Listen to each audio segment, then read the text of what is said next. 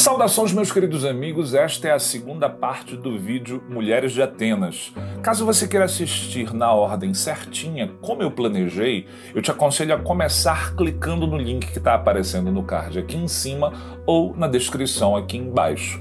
No primeiro vídeo, eu foquei em Augusto Boal e em Lisa, a Mulher Libertadora, a peça que originou a canção que será o ponto central da nossa análise de hoje. Mas se você quiser começar por aqui, creio que não haverá um grande prejuízo para a compreensão do que eu irei propor. Dito isso, procura um lugar confortável, coloca o fone de ouvido ou espelha na TV, porque a obra que nós iremos analisar hoje é Mulheres de Atenas, de Chico Buarque de Holanda. Conforme eu expliquei no vídeo anterior, a parceria entre Boal e Chico para a composição de Mulheres de Atenas se deu majoritariamente por correspondência. Naquele tempo não havia internet e as tarifas telefônicas internacionais eram caríssimas. Era preciso confiar nos correios e aguardar um longo tempo pela troca de mensagens com o parceiro. Boal estava exilado em Portugal quando a maior parte destas cartas foi trocada. Em uma delas, há uma passagem muito interessante onde Chico diz: "Sou meio contra mostrar letra de música sem música. Acontece que a letra saiu, cheia de erros, no Jornal do Brasil. Não quero que você a leia errado. Por isso é que, assim que tiver um portador, manda uma fita, com todo o material que estiver pronto." Caso você seja familiarizado com a obra de Chico Buarque, talvez tenha percebido que neste trecho da carta ele praticamente antecipa os versos de Meu Caro Amigo, uma faixa que ele escreveu com Francis Raime e que era por acaso dedicada ao Augusto Boal. Num determinado momento da música ele canta: "Meu caro amigo, me perdoe por favor se eu não te faço uma visita, mas como agora apareceu um portador, mando notícias nesta fita." Meu Caro Amigo e Mulheres de Atenas são duas faixas do mesmo disco, o álbum Meus Caros Amigos de 1976, que aliás conta com várias canções que serviram de trilha para outras mídias. Lá nós encontramos Vai Trabalhar Vagabundo, feita para o filme de Hugo Carvana, Passaredo e Noiva da Cidade, para o filme de Alex Vianney, e também Gota d'Água, para a peça homônima escrita pelo próprio Chico em parceria com Paulo Pontes. Quando o disco foi lançado, Chico contava com 32 anos de idade. Ele já tinha feito 8 álbuns de estúdio, descontando os especiais produzidos ao longo desse tempo. Ele já tinha um nome consolidado na música brasileira. E além dos seus versos, acordes e melodias inspiradíssimos, ele também já tinha escrito para o teatro peças como Roda Viva, Calabar e a própria Gota d'Água, que já foi citada. Quando amadas se perfumam, se banham com leite, se arrumam suas melenas. É muito importante que você saiba que a letra de Mulheres de Atenas é baseada no arquétipo feminino da mulher ideal, segundo o ponto de vista masculino ateniense. Este é um excelente ponto de partida.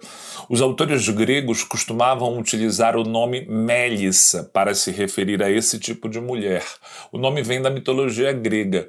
Mélissa seria uma ninfa que teria ensinado os homens a utilizar o mel.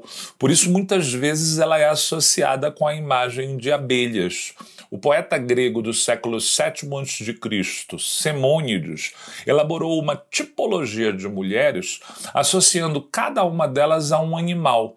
A mulher abelha seria a esposa ideal, aquela que não merece qualquer tipo de censura, fiel, zelosa administradora do lar e responsável por gerar e cuidar dos filhos. Convém aqui lembrarmos de um ponto que foi tratado no vídeo anterior. Essa visão idealizada não deve causar a falsa impressão de que, para os autores, esta seja a imagem definitiva das mulheres.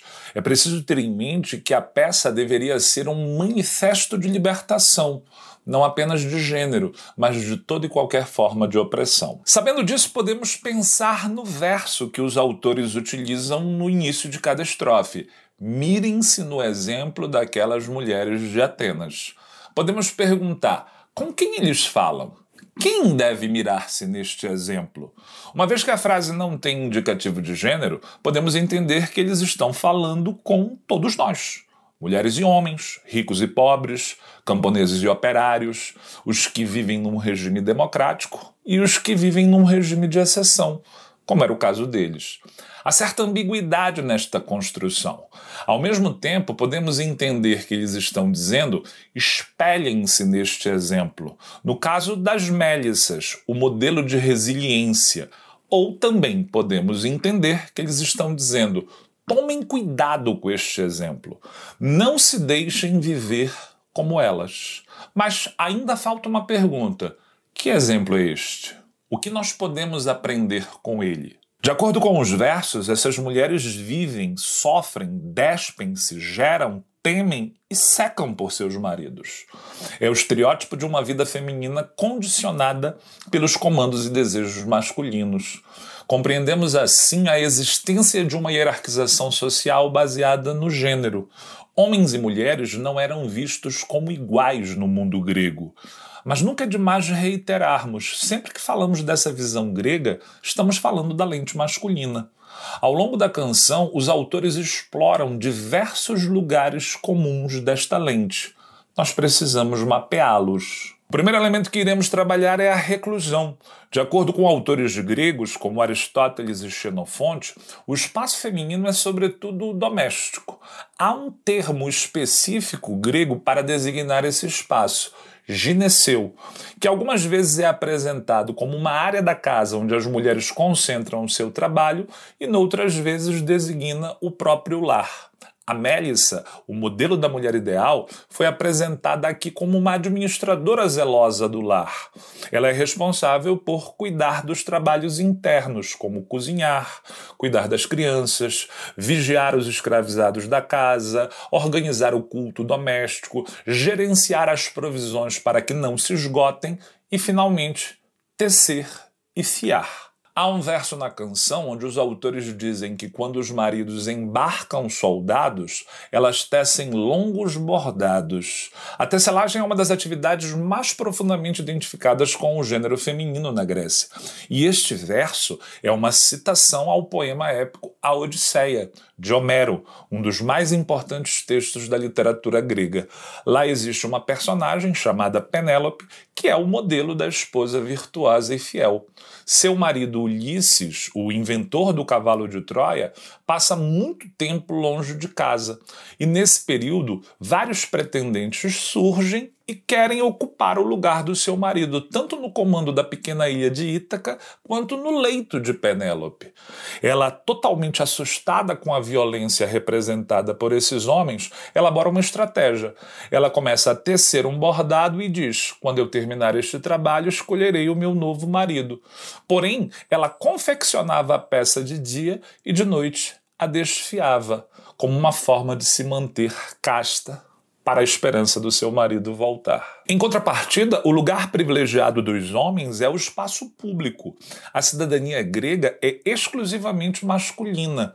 O palco das decisões políticas é constituído pelas assembleias, que ocorrem em praça pública, onde aqueles que gozam do status de cidadão podem debater e votar. Além disso, são os homens os bravos guerreiros. Eles embarcam soldados. Eles são poder e força de Atenas. Cabe a eles tomar as decisões acerca da política externa da cidade, especialmente no contexto da democracia, quando Atenas esteve envolvida nos seus principais conflitos militares. O segundo elemento que iremos trabalhar é o da subordinação. As mulheres eram vistas como completamente dependentes dos homens, devendo obedecer os seus comandos de forma incondicional. A letra da música diz que elas vivem por seus maridos, e num outro trecho, que elas não têm gosto ou vontade. Isso seria reflexo do que o filósofo grego Aristóteles chamou de poder marital, onde o macho governa a fêmea e as suas crias. A Mélissa, a mulher virtuosa, é aquela que recebe o comando de forma resignada. Ela vence a dificuldade de obedecer. A sua honra está no seu silêncio, não contestando nada, por mais absurdo, por mais injusto que seja este comando. O Aristóteles diz ainda que somente entre os bárbaros a mulher pode ser vista como igual ao homem. Isso nos permite notar como os gregos percebiam que a diferença de gênero seria um traço civilizacional. A subordinação, no entanto, não se restringe à hierarquia doméstica. Ela passa também pela subordinação sexual, quando as mulheres são obrigadas a receber e fazer o que os autores chamam de carícias plenas, obscenas, muitas vezes sob violência, que fique registrado. Os desejos masculinos precisavam ser saciados, mesmo quando estes buscavam por isso fora de casa, nos braços de outras e outros amantes. O terceiro elemento é o mais óbvio de todos, é a reprodução. A letra da canção diz que elas geram para os seus maridos os novos filhos de Atenas. A natureza ofereceu apenas às mulheres a possibilidade fisiológica de gestar uma criança. Sendo assim, elas eram fundamentais para os seus maridos, para que eles pudessem perpetuar as suas linhagens, algo fundamental especialmente no seio das famílias aristocráticas.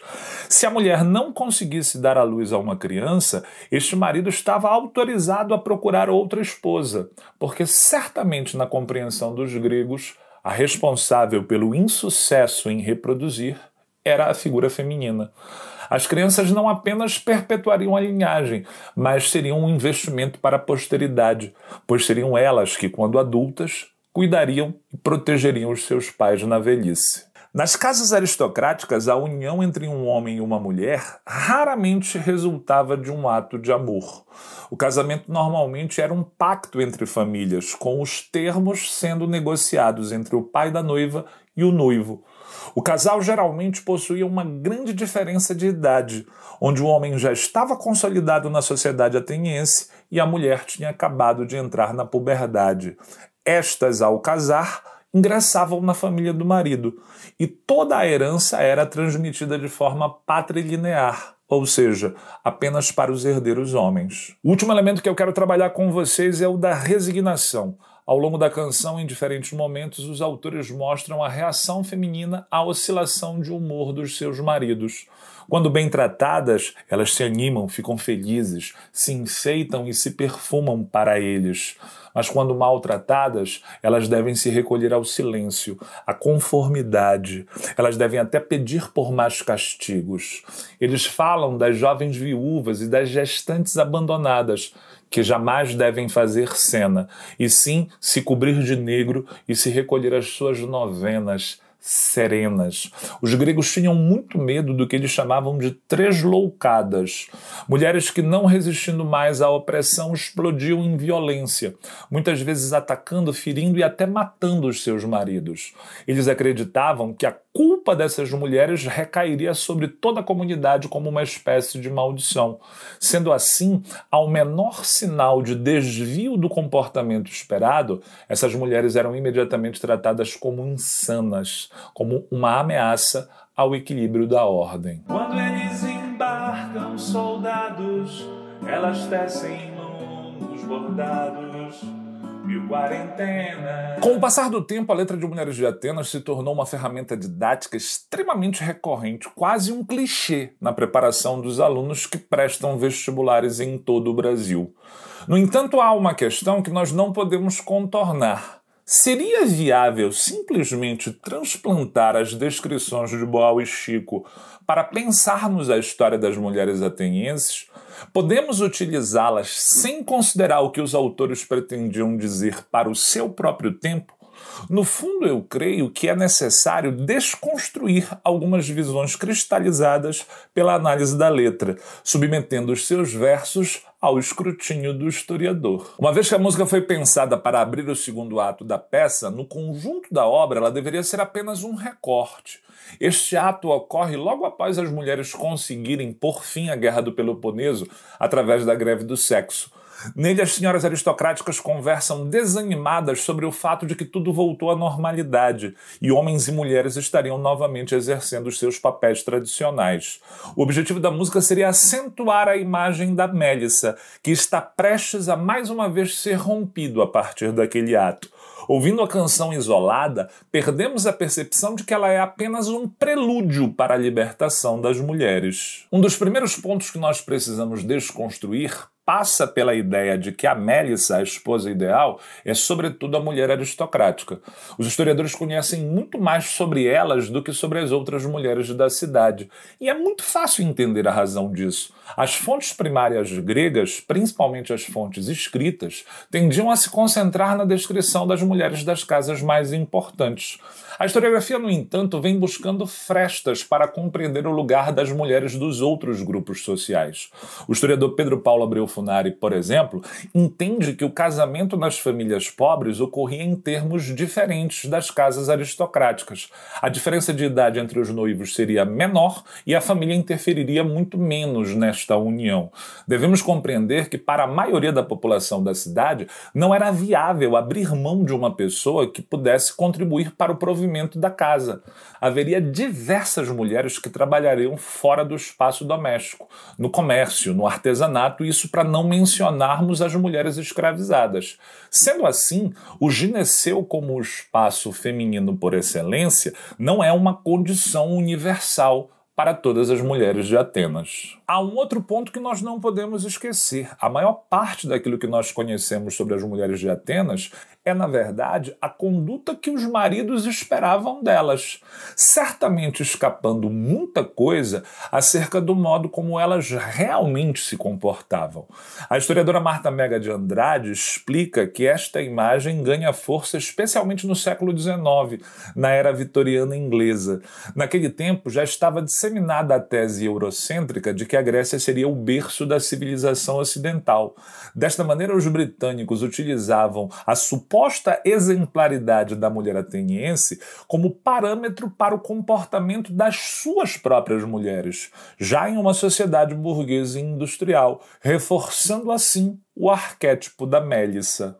Ainda de acordo com a historiadora Marta Mega de Andrade, um dos maiores equívocos que se pode cometer é confiar na tese de que as mulheres eram passivas.